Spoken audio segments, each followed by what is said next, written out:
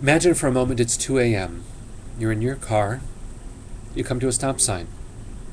It's 2 a.m. Do you stop? You might say to yourself, well, it's 2 a.m. I know why this stop sign was placed there. It's to keep me from hurting anyone or from being hurt myself.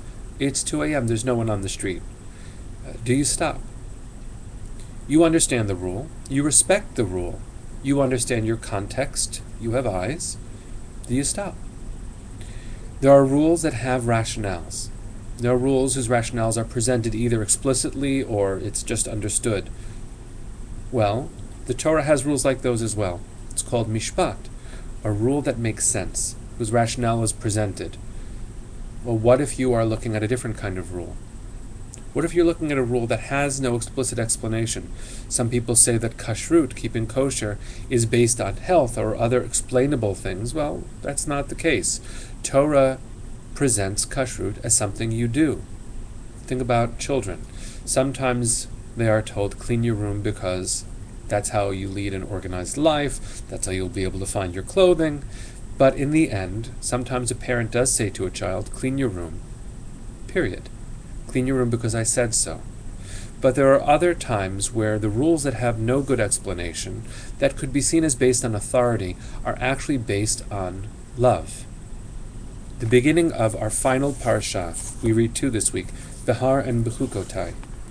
The beginning of the final parsha, the final Torah portion in the book of Leviticus, which is the second half of our reading this week, starts with three words. Im Bechukotai telechu. If you follow my laws, chukim are laws, but chukim are those mysterious kinds of laws whose rationales are not presented. And there is one simple comment, which is not so simple at all, that inspires me. The Pri Megadim says that there are some rules and some frameworks where you need to explain why this needs to happen. In fact, sometimes you need to frame it in a threatening way in order for the rule to be followed.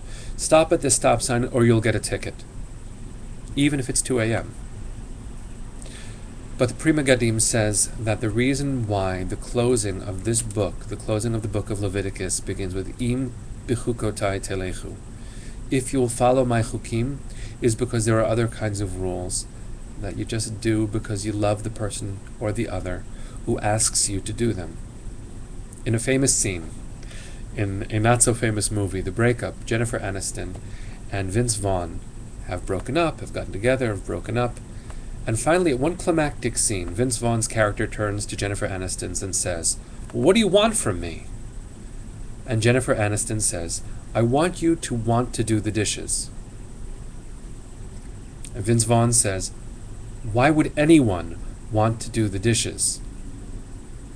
In Bechukotai telechu, if you will love me enough to follow these mysterious rules, we'll be in relationship. God is calling us, inviting us, lovingly, to follow these chukim, to walk in the way of love, because then we get to be together. Shabbat Shalom.